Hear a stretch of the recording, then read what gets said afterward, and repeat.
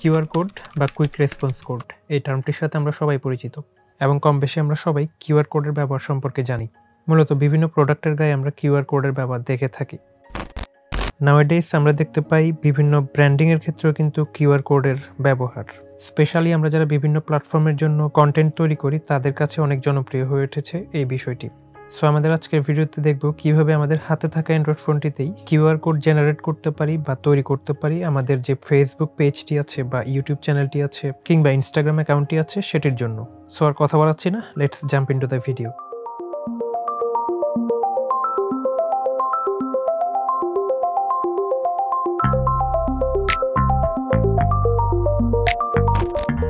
So সবার প্রথমে আমরা চলে যাব প্লে স্টোরে।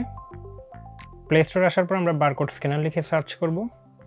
সো এখান থেকে আমরা এই অ্যাপটি ইনস্টল করব, কিউআর অ্যান্ড বারকোড স্ক্যানার এই অ্যাপটি।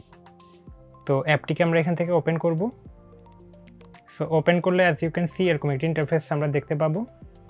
দেন আমরা এখান থেকে মেনুর যে আইকনটি আছে সেটিতে ক্লিক করব।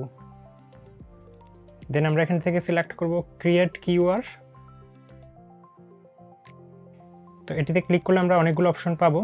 সো এখান থেকে আপনি আপনার পছন্দ মতো একটি অপশন বাছাই করবেন। যেমন আমরা একটি ইউআরএল এর জন্য কিউআর কোড তৈরি করব। সো আমরা এখান থেকে ইউআরএল সিলেক্ট করছি।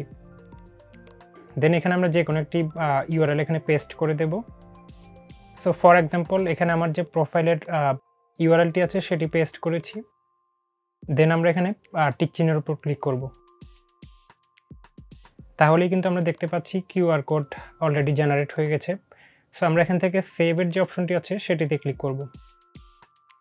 তাহলে এই কিউআর কোডটি আমাদের ফোনের গ্যালারিতে সেভ হয়ে যাবে।